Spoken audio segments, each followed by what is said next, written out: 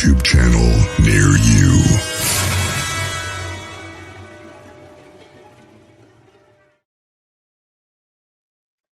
Hello, and welcome to Spiritual Street Talk with Althea Jacob.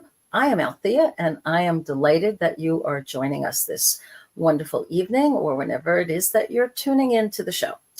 So the point of Spiritual Street Talk is to basically have an hour for us to talk about things that are on our mind and our heart, things that are happening out in the world, any kind of metaphysical questions, esoteric questions, thoughts about life purpose, how to become the best possible you can become, etc.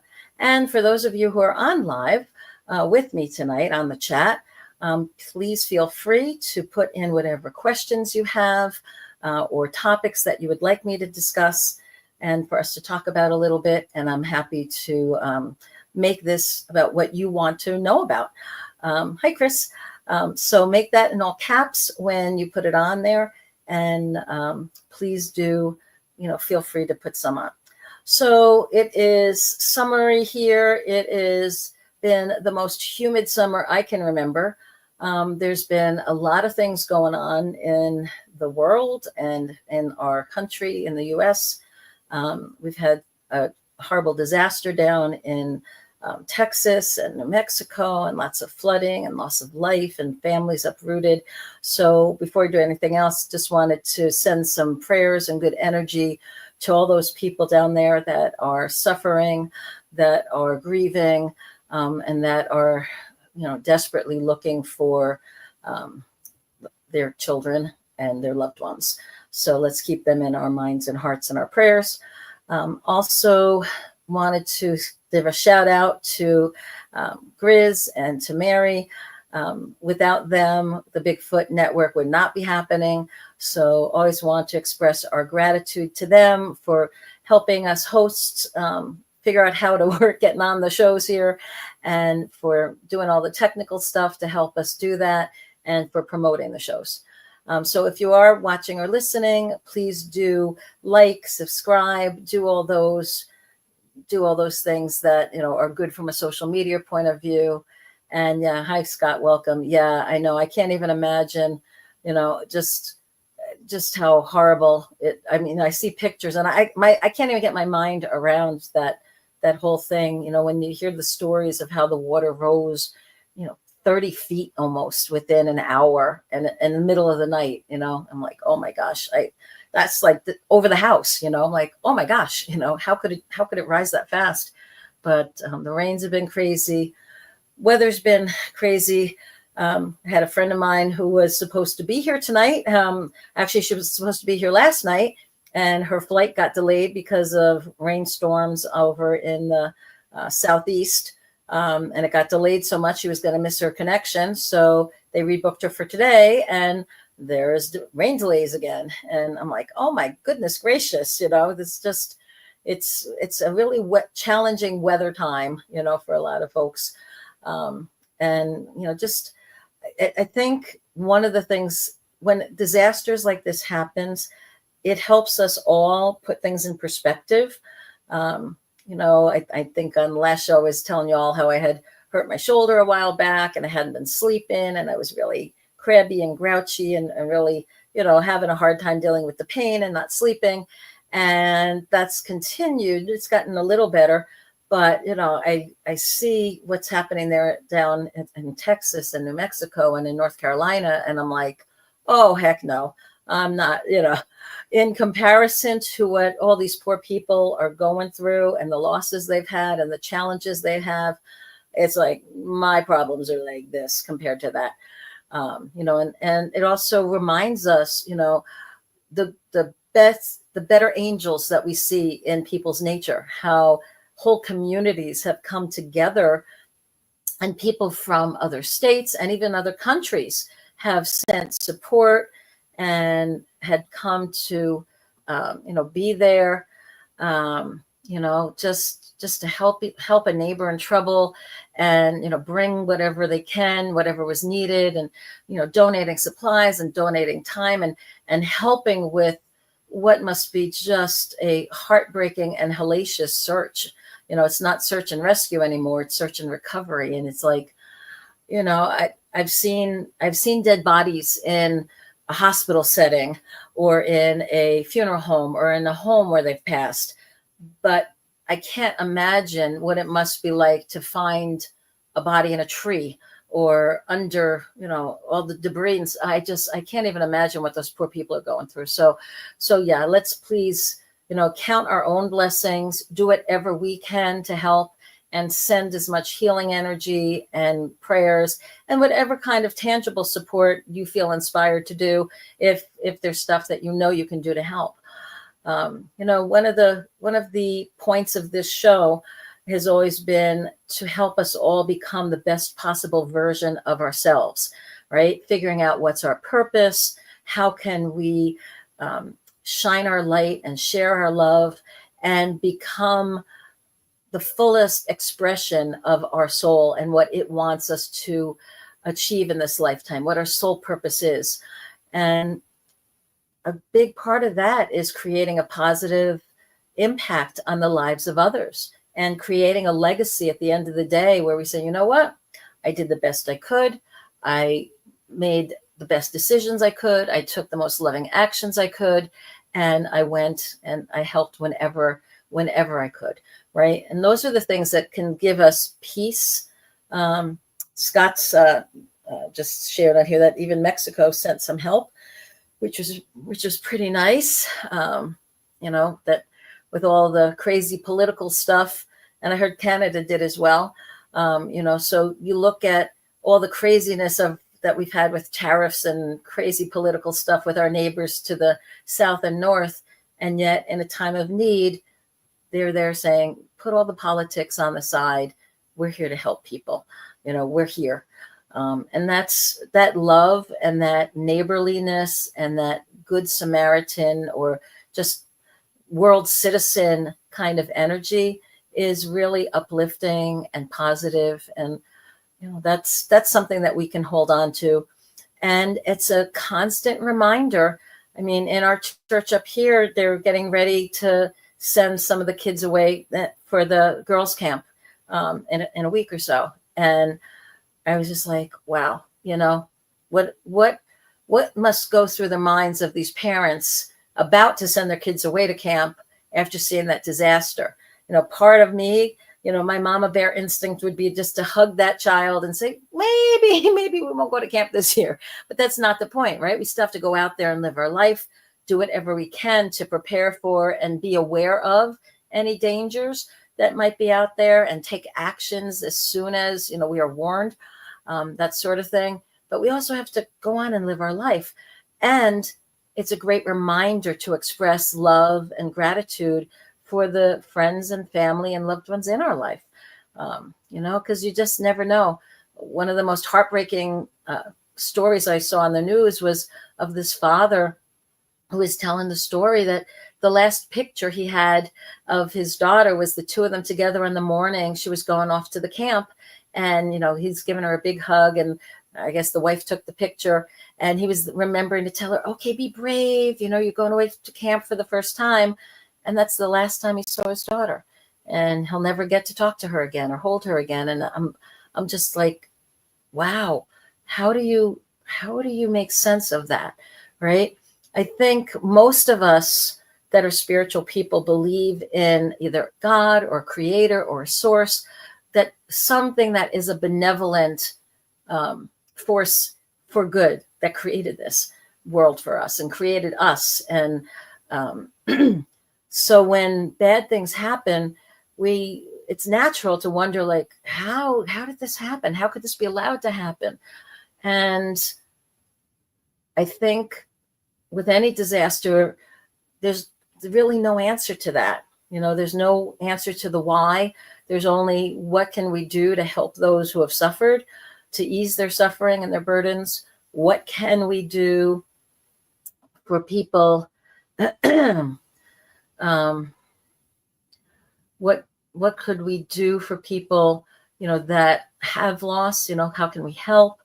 And how can we just live our life to the fullest and let the best of us come out, in these disasters and in these times, and let it be a reminder and an example to do good, to share our love, and to express our love and gratitude with others. That yeah. And Scott was sharing, the thought of, thinking that your child is wanting, calling out, daddy, come save me, or mommy, come save me, as they're being swept away by floodwaters it's heartbreaking. Because, for sure, like if I was having that, I'd be screaming for my mama, or my daddy, I'd be screaming for help, right? We all would in that situation. And then how do you help the survivors, right? So in some of these camps, some people were spared and others were not. Well, how do you help a young child make sense of that? That their best friends, their sister, their cousin is gone, but they're still there, right? So you have to say, all right, well, live your life the best you can for the memory of that person, right? And do your best to help others and help the community get back on its feet in whatever way you can. So anyway, I just wanted to acknowledge that, because there's a lot of suffering going on out there in the world. And it's really incumbent on us when we can to help in whatever ways we can, even if it's simply by keeping them in our thoughts and prayers, sending good energy, and sending whatever aid we can. And if we happen to be fairly close to wherever a disaster is happening and we're able to volunteer and help out in some way, and we're inspired to do that, please do. I was heartened by there's this guy that he's a chef, and he has 10 mobile like cantinas, and makes all this food and just gives it away for free for all of the volunteers who are out there working. And I thought, well, isn't that an amazing blessing? That this guy who's taking his skill and his ability, to go and help, because clearly, when you're in the middle of a disaster like that, there's no power, there's no roads in some cases, there's certainly no restaurants that are open, and half the stores are wiped out, so being able to be there for people and provide food and meals, that's a blessing, right? So there's always something we can do, just to uplift and help those who are suffering. And, it's not even a disaster where there's people around us all the time that are suffering. There's so many people these days that are struggling with mental illness, with challenges, with financial challenges. They're just fearful. They feel overwhelmed. There's a lot of the younger generation in particular who haven't really had to weather a lot of storms, metaphorically. So they don't have the resiliency, and they really don't know what to do to respond.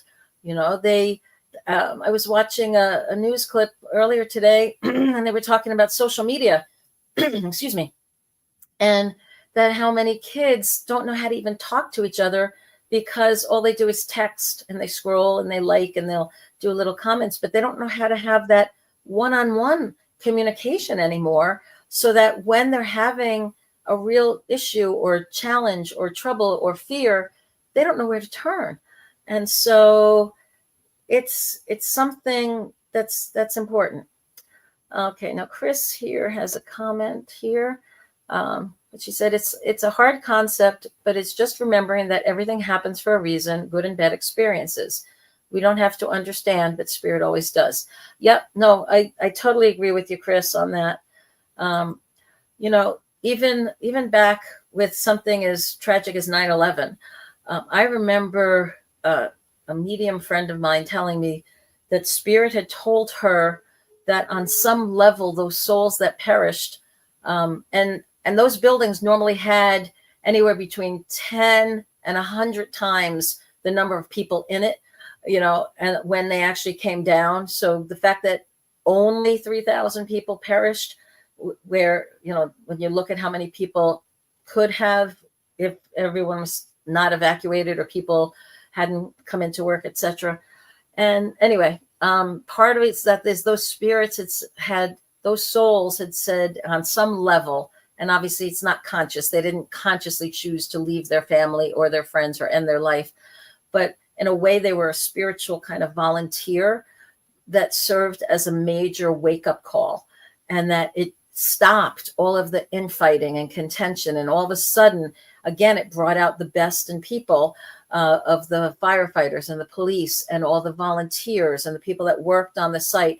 And I even had a friend who was a massage therapist who went down to Ground Zero and worked in, I think it was St. Paul's Church. And they would, take care of the rescuers and the people working the piles and whatnot.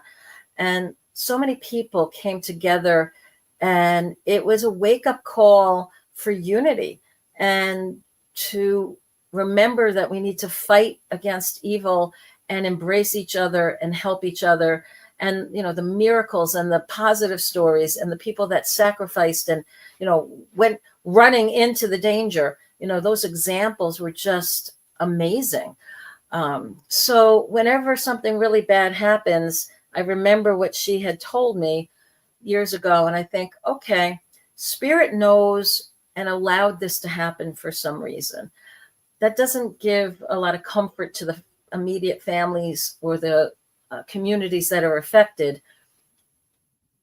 And I do know things will change because of this.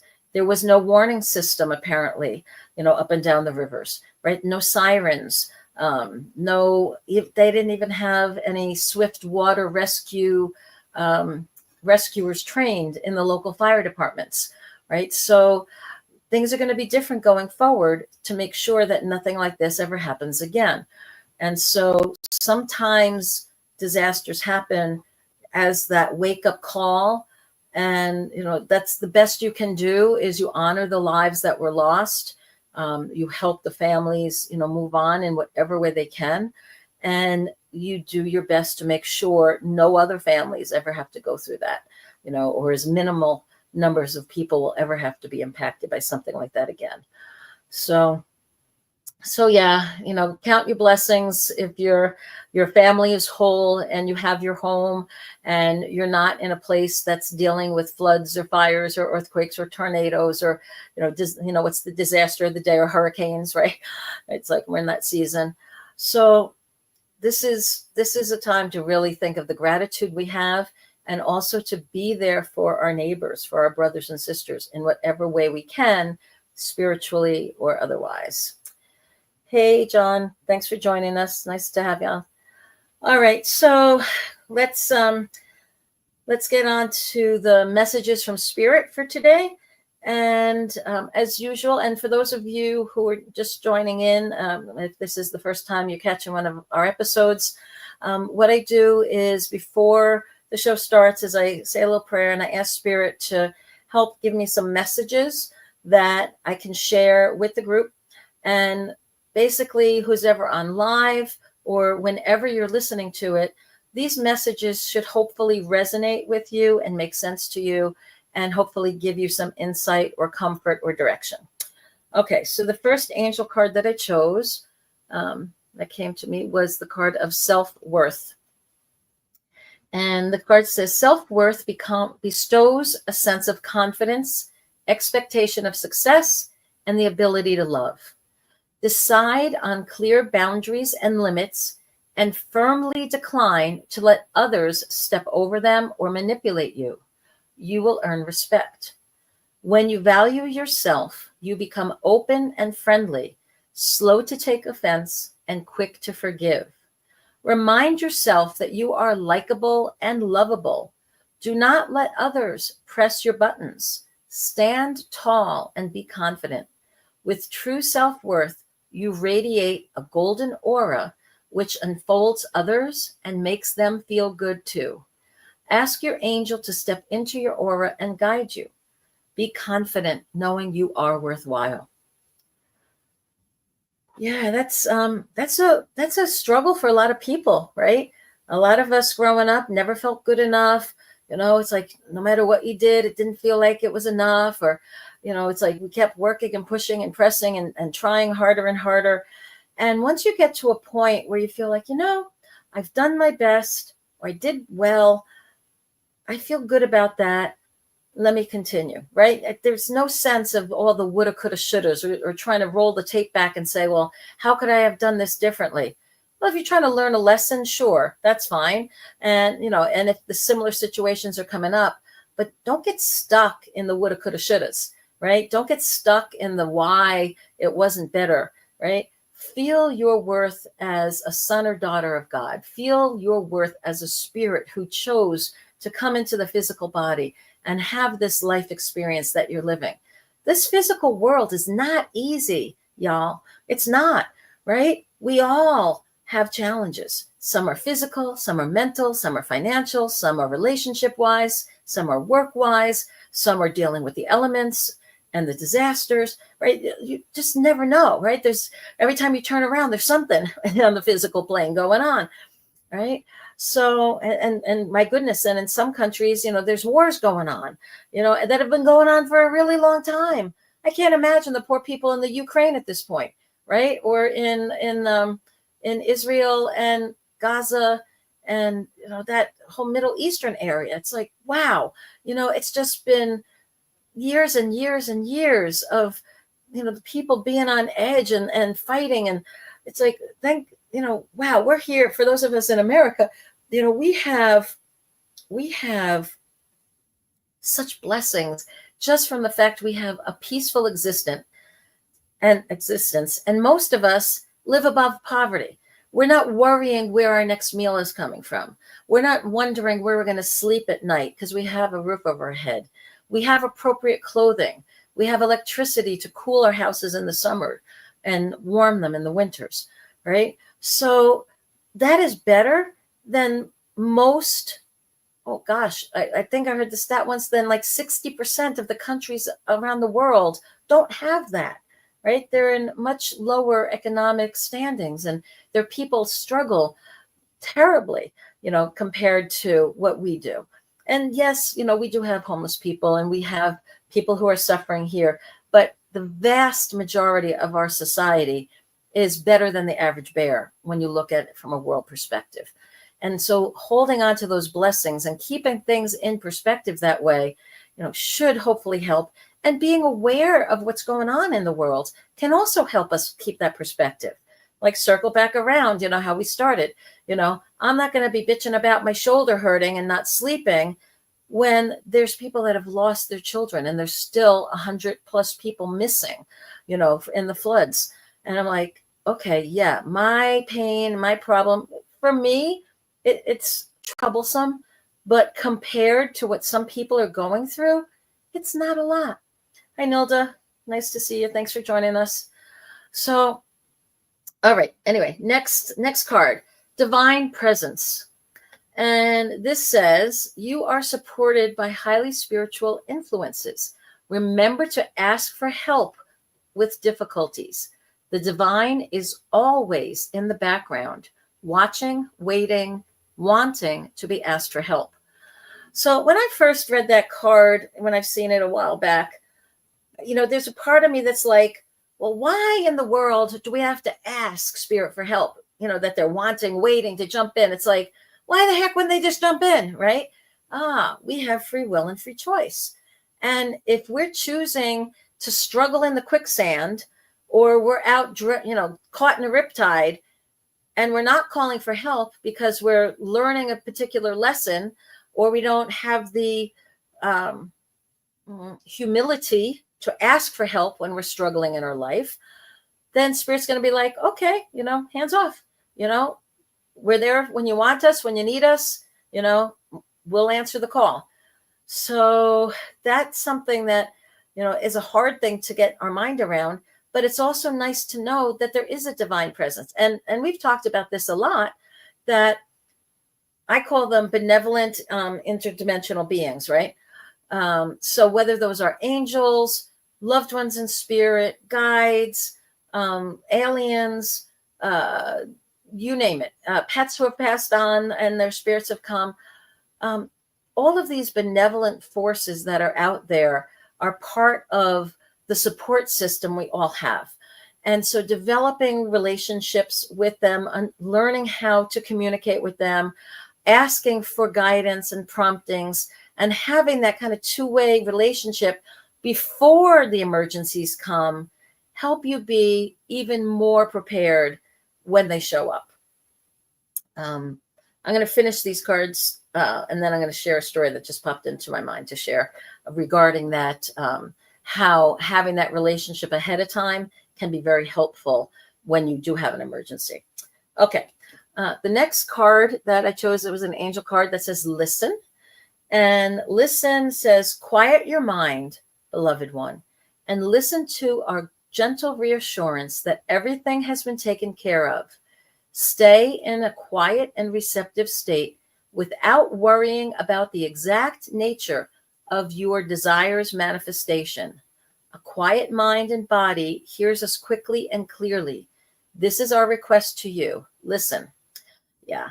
So I've heard it said praying is when we're doing the asking, meditating is when we're doing the listening, right? And we're waiting to hear the response. Listening, it's important, again, to get into that mode. All right. I also chose 3 tarot cards for today for everybody. So the first one, which represents the immediate past, is the Hierophant. This is one of our authority figures. And so when that card comes up, it says a lot of us have been dealing with authority figures, whether those are bosses, politicians that are passing laws that affect us, whether they're different kinds of leaders, familial, matriarchs, patriarchs that are making decisions on behalf of the family. So there's an awful lot of awareness about the people that are making decisions that have authority over groups of us in society, in our culture, in our churches, in our families. And so that's the first card. The second card, which is going on now, is a lot of us are out of balance with everything going on around us. We're feeling like, oh, how do I juggle all of this craziness? How do I figure all this out? And then the last card going forward is through vulnerability, we find our strength. Strength upside down is the card of vulnerability. So it's like, okay, we have to be honest with ourselves, be self-aware, ask for the help. Because remember, the divine presence says, we're here for you. You just have to ask and then listen. Okay, so that reminds me of a story here. So it was a couple of years back, and we hosted a 40th birthday party for a friend of ours. And we have a big training room in another building on my property. This used to be a working farm. And so we had converted part of the old horse arena into boarding facilities and a big training room, which is like 1,200 square foot. So it was perfect to host a big party. And that's also was the break room for our staff. And so it had refrigerator and microwave and all kinds of other stuff. So anyway, we have this big party and have all the leftover food in the refrigerator there. I come back to the house the next day, and I'm working really long hours. So is my husband at the time. And it was like 8 o'clock at night. I just got done at the office. I come back and I'm exhausted. I'm more tired than hungry. And the thought of getting up and walking out of the house, crossing the yard, going down through the stables, getting over to the arena, and then going up into the training room refrigerator to get meat that was in there, the burgers and brats and leftovers from the party, was just like, forget about it. Forget about it. Yeah, I'm from New York originally. Y'all know that. So as I'm sitting there, I hear the voice of spirit prompt me and say, get some meat for your husband. And so my husband was sitting on the couch next to me, and I turned to him and said, are you hungry? He's like, oh yeah, I'm starved. I said, do you want me to go get some meat? He's like, oh, that would be great. So I'm like, okay. For the love of my husband, even though I'm tired, I will go and walk and get some, and I'll get some for me too. Well, I walk through the house, I walk out the back door, and as soon as I open the door, I see that our 100-year-old barn had just caught fire. And I was like, oh my God. I called my husband.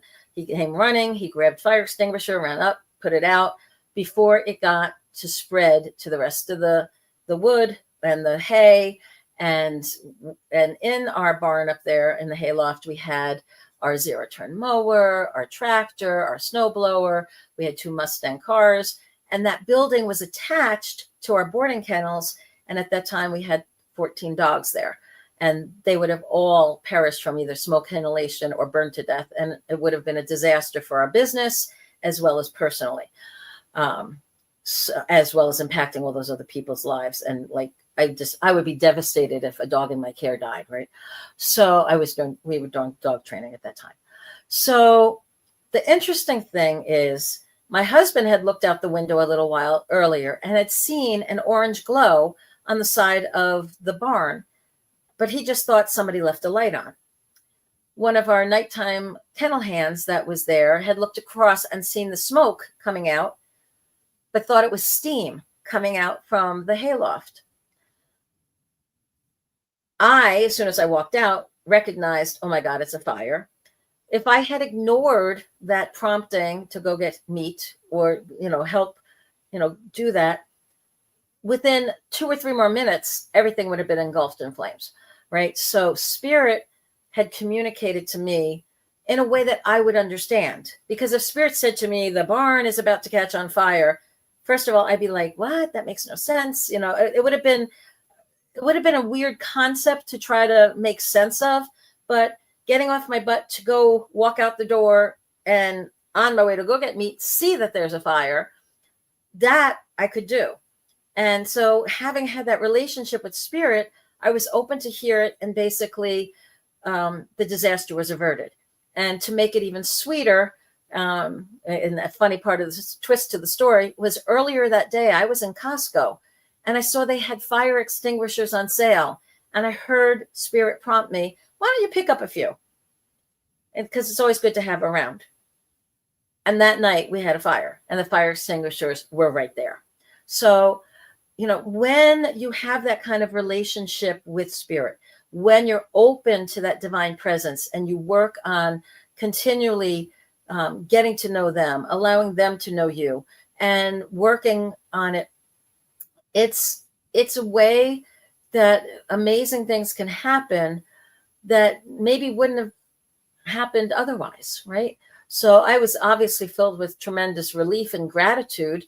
And, I have the charred side of the barn as a reminder. Whenever I see it, I'm like, thank you, Spirit. Thank you for guiding me, and Spirit knew, what would get me off my butt was the love of my husband at the time. It's like I was too tired to go walk back there for myself. But I was like, nope, I will be the dutiful good wife. I will get up off my butt and I will go get that food for my husband and for me too while I'm there, So anyway, that was an example of what can happen when you have this kind of relationship with spirit, and you're used to hearing messages, even for the most mundane type of things. I remember hearing a story of a man who was on his front porch changing a light bulb. And he didn't have a spare bulb, and it was dinner time, and his wife was calling him in. But he got a prompting from spirit, who he's used to listening to just, hold off on dinner, hop on his bike, and ride across the lake, around the other side of the lake where the hardware store was, get that, and then come back. So he got a really strong prompting, and he was used to listening to spirit as well. And when he was halfway around the lake, he looks over and he sees there's a little toddler, like a 2-year-old boy, doesn't see parents anywhere around. And the next thing you know, he sees the little boy fall into the lake and is drowning. He rides his bike over, jumps in the water, saves the little boy. And afterwards he was reflecting and said, if spirit had tried to tell me, you need to get on your bike and go right over by the lake because the little boy's about to drown and you need to go save them, our ego, our conscious mind would be like, that's ridiculous. That's impossible. I wouldn't even believe that. Right. But a strong prompting to do something simple, like go across, that half a mile and go get the light bulb and come back. And it just felt strong enough. And it's like, yeah, sure. It's not a big thing. I can do that. Enabled him to be in the right place at the right time to save that life. So never underestimate the power of a small, simple prompting and being willing to do what feels right, what that prompting tells you, when you have that relationship with spirit, what comes to you and occurs to you to do in that moment. very rarely will you get this, I'm supposed to save the world, because that's, we're not, I don't know. I won't talk for you. I'm not a hero, right? If somebody said, oh, you got to go save a life somewhere, I'd be like, really? Me? I know how to do CPR, but I'm not really fast on my feet these days because of my knees. And I don't know how good my compressions will be because of my shoulder, right? So I would be like, yeah. Isn't there a paramedic you could ask that's closer, to come help, right?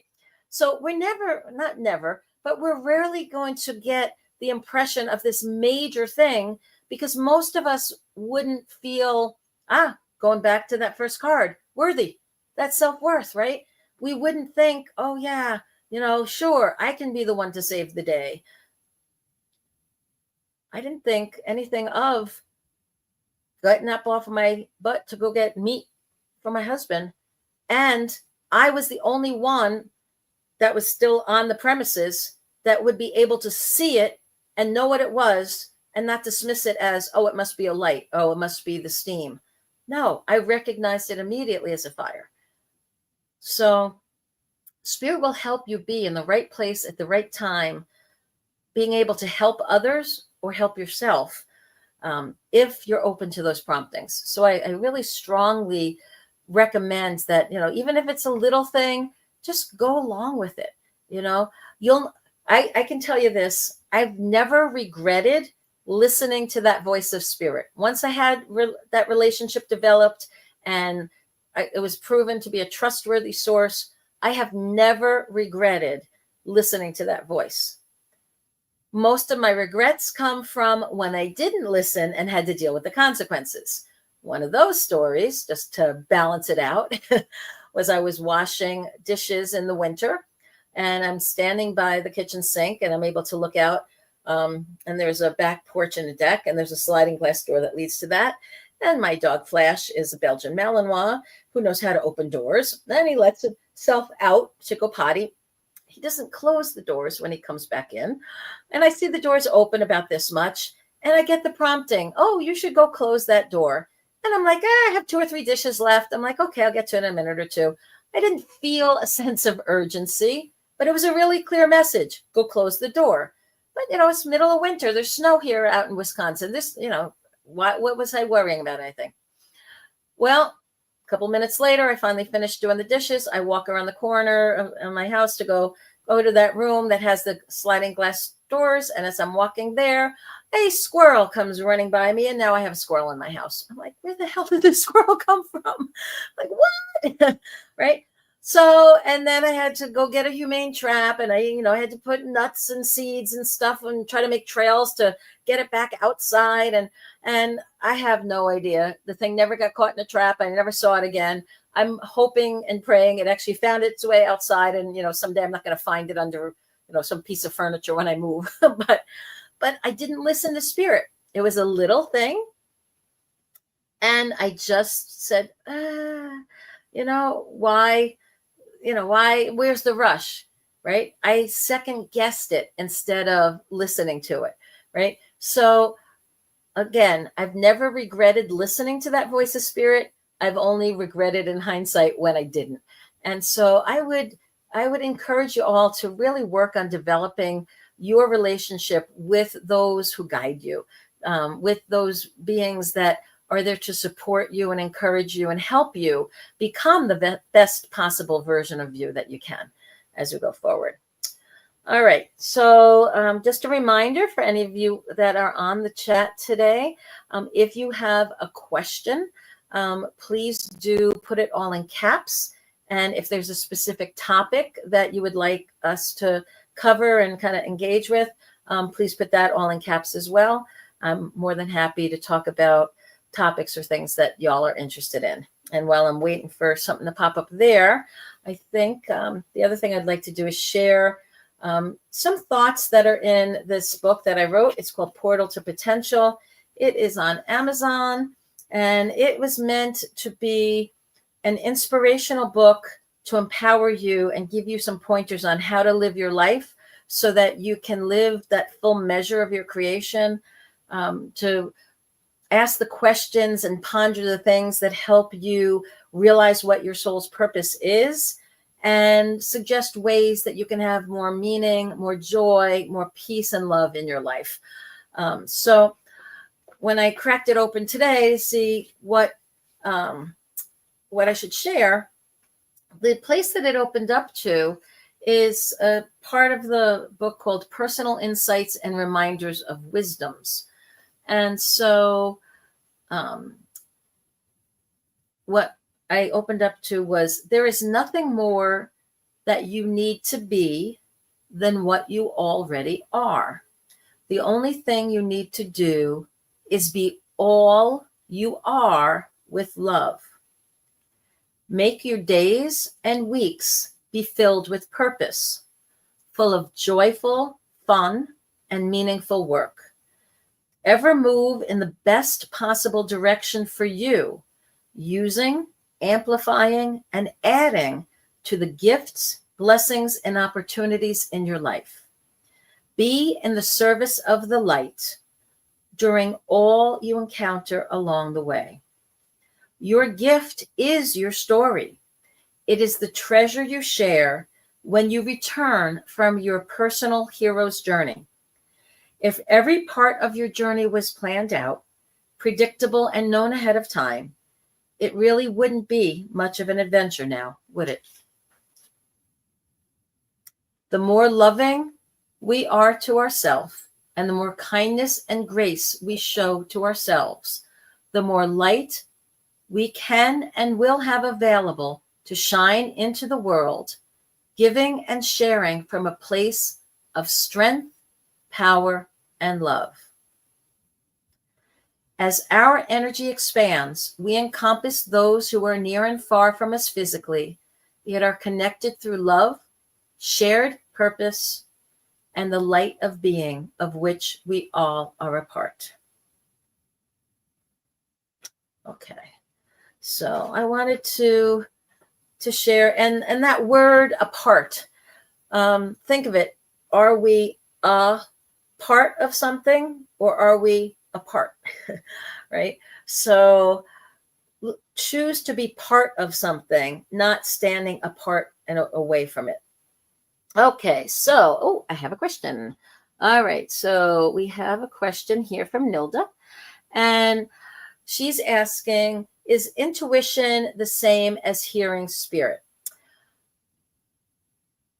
Yes and no. Hearing spirit can prompt your intuition, but the way that I define intuition is the coherence between your intellect, your mind, your feelings, your heart, your knowings of your gut.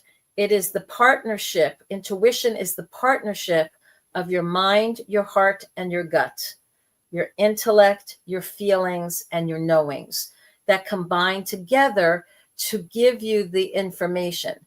Typically, hearing a spirit is promptings that will help you, and then you'll actually run the promptings that you hear, or the messages that you get. You'll quickly run it through your intuition to say, does it make sense? Yep. Does it feel good? Yep. Does it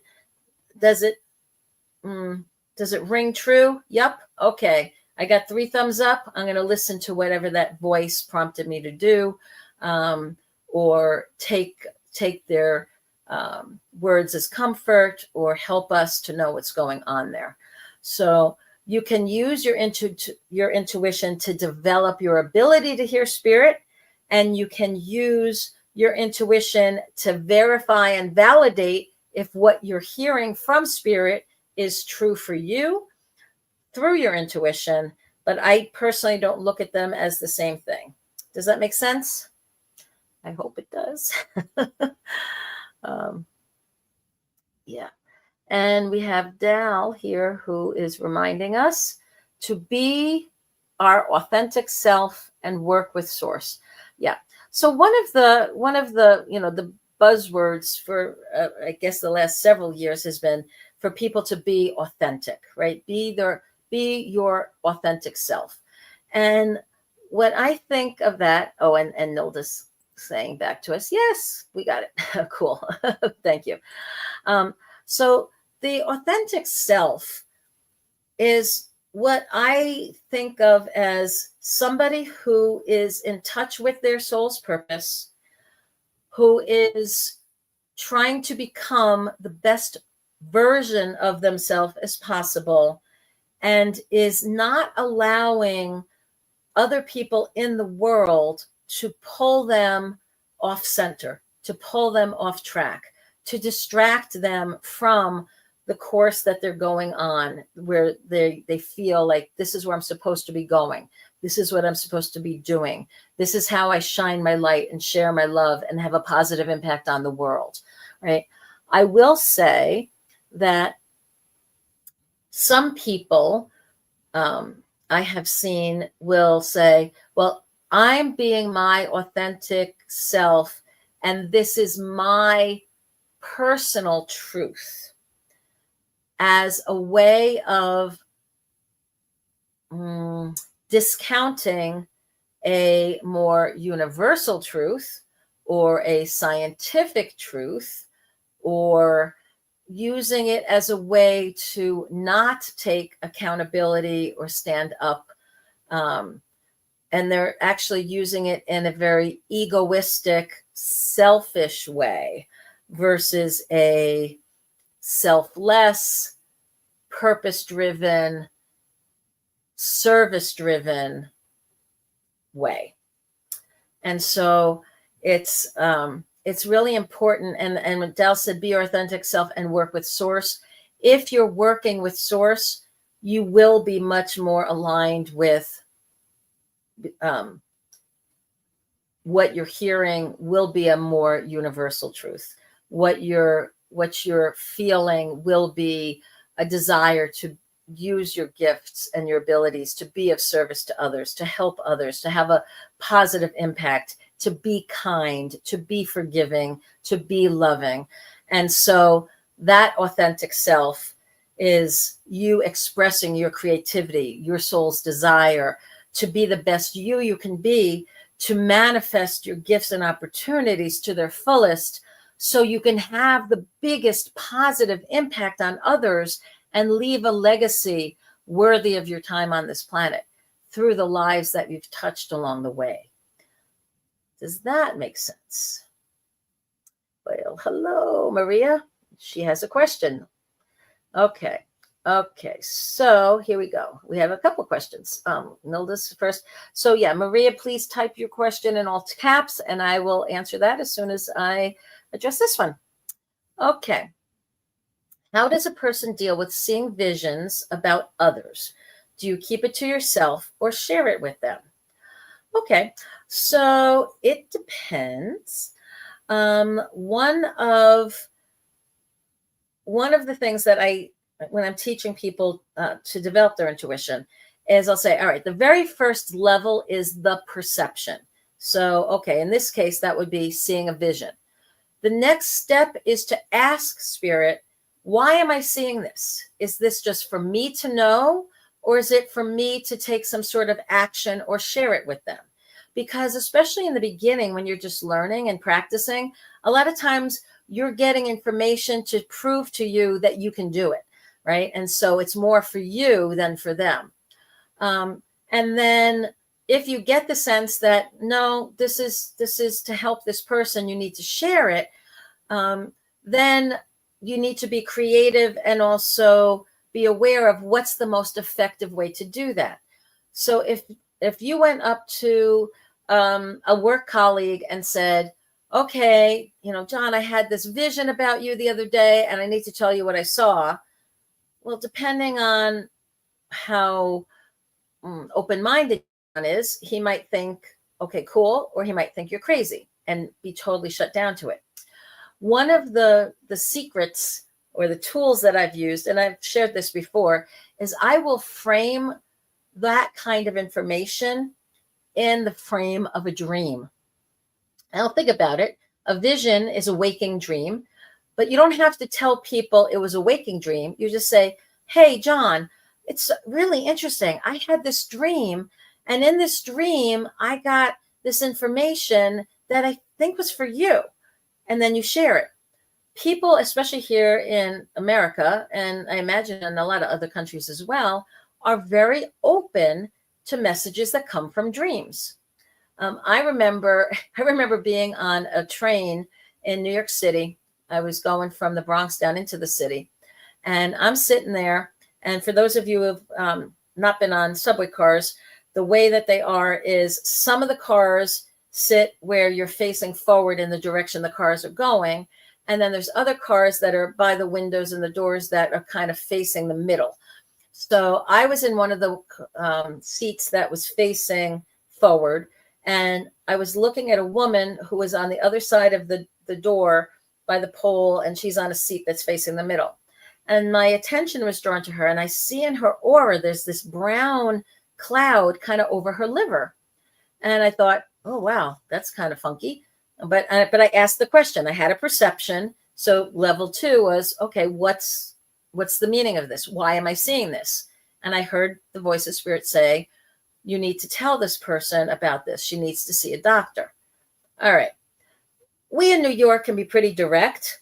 But if I walked up to this woman on the subway and said, by the way, I just had a vision, you have this brown cloud over your liver and you better see a doctor. She's not going to go see a doctor. She's going to call the cops and get me pulled off the train for being a crazy woman who's bothering her. Right. So I'm like, okay, spirit, you help inspire me. What do I need to do to tell her this and deliver the message?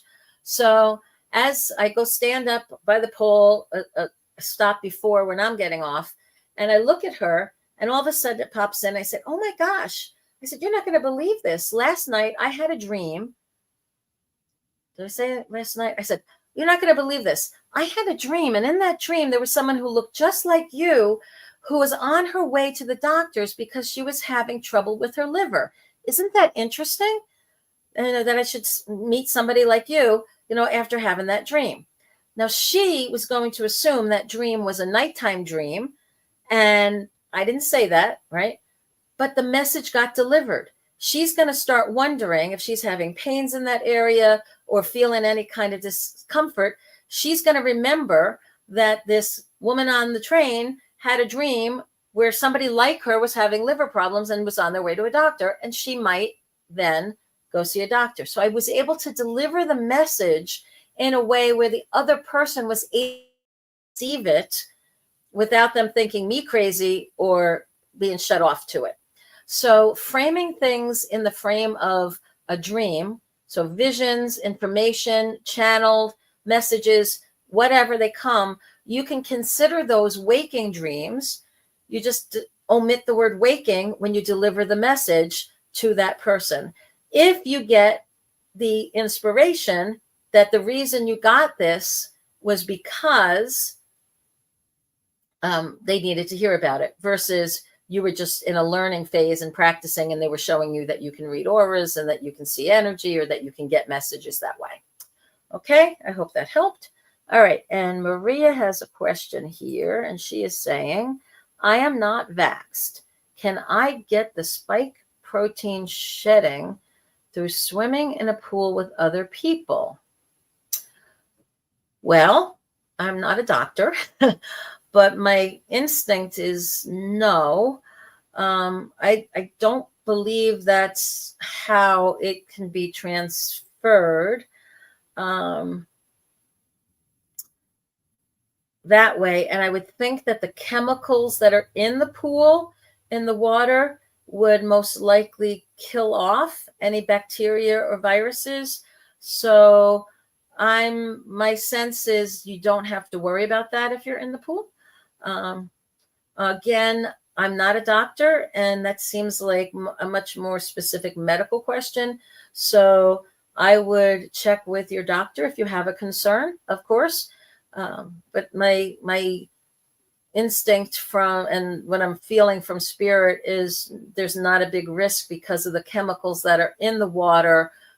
They would be killing off the protein or the virus in some way. And so it shouldn't be able to survive or live there and have you pick it up. And it's also not something that would adhere to just the skin. I would think you would, if at all, you'd have to have like an open cut or sore or something like that. And if you have an open cut or sore, you're not supposed to be swimming anyway. So I don't think there's a big risk there. But again, that is not my area of expertise. And if you do have a serious medical concern like that, do check with your local doctor. Okay. All right. And then we have a questions. Just curious, why is my dog acting weird with my mom? This is from Chris. Why is my dog acting weird with my mom?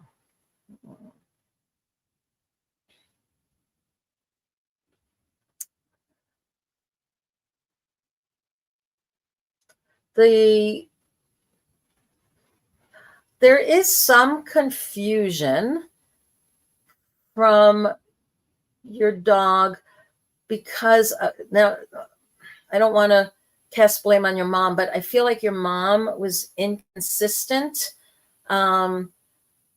temperamentally with your dog. And so I feel like some trust was broken. So it could be like your mom was upset or yelling about something and the dog took it personally. And most of the time your mom is, great. And so the dog is like, okay, is she friend? Is she foe? Is she safe to be around? Is she trustworthy? So I'm getting some confusion on the end of the dog having to do with inconsistent temperamental behavior of your mom. Okay. So hopefully that makes some sense. Okay. And then we have Nilda, who is saying, this is circling back around to sharing visions. Okay, so she says, sometimes I share it and I just get ignored. So I think it's more for me to see what's coming ahead. Does Spirit have a message for me about this? Just asking. Thanks. Okay, yeah. So our job when we get an impression, Nilda, is just to be the messenger. If we get that as a, yes, share it, right? Sometimes it's just for us. Remember, everybody has free will and free choice. And sometimes timing is we're just planting a seed. And so they may not act on it in that moment, but you've done your job to deliver the message, to plant that seed. And then it's up to that person to respond or act accordingly if they decide to do that. Yeah. And it's really, and the other part of that, does Spirit have a message for me about this, is I feel tremendous sense of encouragement from Spirit for you. And they're kind of like, yay, thumbs up. You're paying attention. You're getting more and more messages. You're being of service to others. You're shining your light. You're sharing your love. You're wanting to be of service. And there's like this rejoicing on the other side. So they're like, yay, so keep up the good work. Okay. All right. Well, there we are. That's our hour, folks. Holy mackerel. Does it go fast? Or is it just me? It seems really fast. Okay, so thank you all for joining me tonight. Remember your standing homework, folks. Out there, shine your light, share your love, be kind to each other, be kind to yourself, be unconditionally forgiving and loving of others and of yourself, and do your best every day to move more and more in the direction of the you that you are becoming, that best possible version of you, that you just aren't there yet, but you're on your way. Have a wonderful week, everybody. Stay cool. Remember to say some prayers and send good healing energy to all those who are suffering and dealing with these various crises around our country and world. And God bless. And thank you for tuning in. And I hope to see you again next week. Take care. Bye-bye. As I go and I click on the thingy that I got to find again. I'm getting better at it though, guys, right? All right. Take care, y'all. Love you. Bye now. Coming to a YouTube channel near you.